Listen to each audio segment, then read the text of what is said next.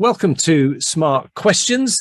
This is where, as a team, we try and share our thoughts on key challenges, real questions that have come up in some of the sessions with the clients that we've worked with in the last few days. We keep it short. We try and give really simple, practical suggestions that will help rather than trying to cover everything that the textbooks might say and the theory, if you like. So what we're trying to do is give everybody one or two takeaways that they can really implement that will maybe help address that particular challenge. So here we are for another episode of Smart Questions. I'm here with Mel. So the question this week that's come up from one of our clients in one of our discussions was this challenge really of them feeling constantly overwhelmed and everything seeming urgent. So what do we think about that, Mel? What would we need to think about in terms of addressing that? I think there's probably two key things we need to think about here, and the first one being how we prioritize our activities and how we get the focus on those activities.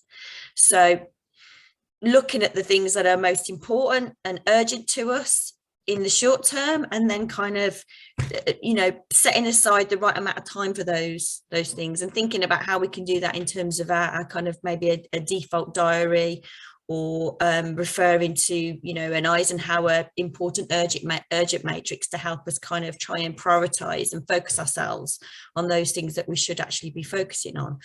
And then the second thing really is around that kind of time management piece, and we all struggle with time management, and knowing when it's important to maybe delegate or think about kind of automating those activities, and managing interruptions, and trying to avoid that procrastination by being really clearly structured in the time that we spend on different activities, and who should be spending the time on those activities as well.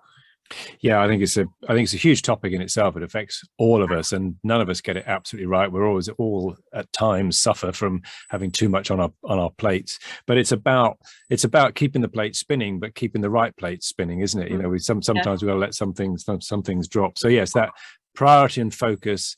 And let's think of a couple of practical things we can do here, because if once a quarter, and that we love our 90-day planning. That's what we like to do, and have a cycle around 90 days. If once a quarter we've all identified what the big things are, we call them rocks. That comes from the Stephen Covey's idea of rocks, pebbles, and sand.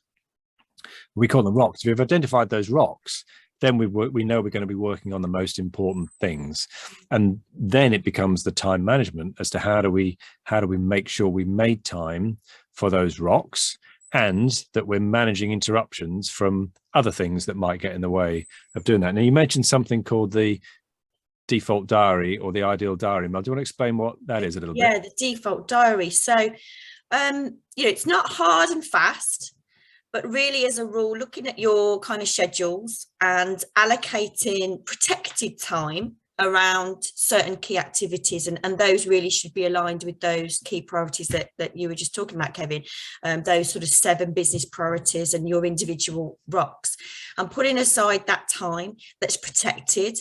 And the important thing really to do here is to ensure that everyone else within your team knows that time is protected, so you can avoid those kind of interruptions. So if it works for you to put 90 minutes aside every morning to work on more strategic type activities, because that's the best time for you to do it, then that's a kind of good starting point. But there'll be other times and other sessions that you can schedule into the week that are maybe more focused around like sales and marketing, or might be more focused around kind of managing your people and communicating with your people, and really sort of structuring your week so you can avoid those interruptions, but you can manage your team as well. So you could put allocated time in for your team to be able to come and talk to you, like an open door policy between 12 and 1, or as an example. Yep. So that's how it can help. Now, when I say it's not hard and fast, as a rule, you need to be trying to stick to that structure. But of course, we know that curveballs come in, but it's about being able to maybe adjust and flex that default diary to suit maybe something that's become really, really urgent and priority at that particular time, but making sure that you move that protected time to another slot in the week so you're not losing it completely. Yeah, so that's about making sure that we're actually making time for those big things, and if we need to, rather than finding time, because we'll never find time. If we've got a busy day, they'll always drop off the end of the list. So it's about making time for those really important things, blocking time off in your diary, and trying to make sure that you stick to that and don't lose it. So that's a really good thing on the priority and the focus, getting a default diary then in place.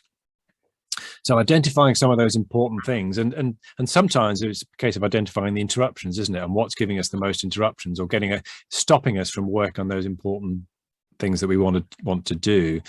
And a really neat exercise that came out actually from the discussion is simply just pick one thing. Well, what is the one thing that is taking up a lot of time that you want to get off your plate? And if you just do that,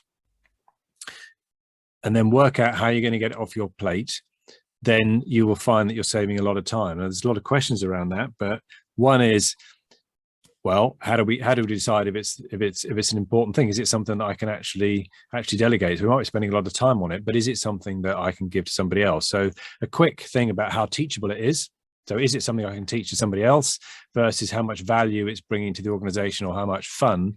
And the things that come in the sort of bottom left-hand corner of that are things that should be relatively easy to teach and are not adding that much strategic value. They don't need you to be doing it particularly within the business. Those are things that you should be looking at delegating. And the question then becomes, do we need to do it at all? Because sometimes we might not need to do it at all.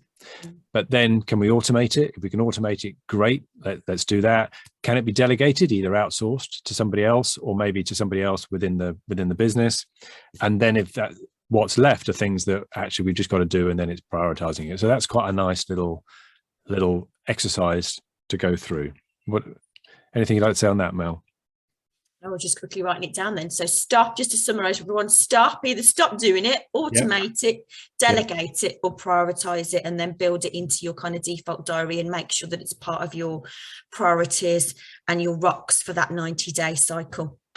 Brilliant. And then, of course, there's lots of questions about how much time is it worth spending on trying to automate something versus how much time we're going to save. And there's all sorts of charts and things around that you can find on if you Google it.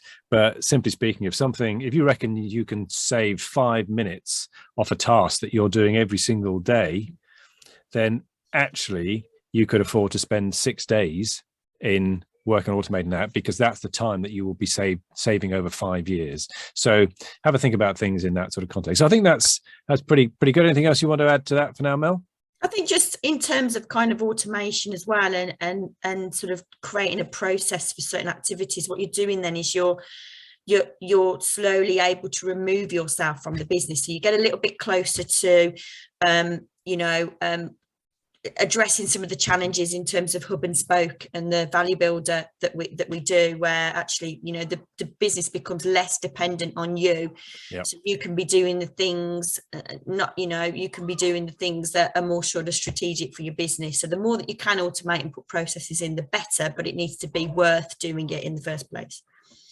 I like that. That's absolutely good. And if you always have the attitude, what's the next thing I can get off my plate? That's a great way of looking at things. Brilliant. Thank you, Mel. I hope you found that useful, and you've got at least 1 or 2 takeaways, things that you can do differently and implement within your business. If you enjoyed that, why not come along to our Scale Up Club? Just give us a bell. It's online. Doesn't matter where you are. You can join us once a month. And why not think about getting a copy of my book, The Entrepreneurial Scale Up System, full of practical ideas and solutions to helping you on your scale up journey.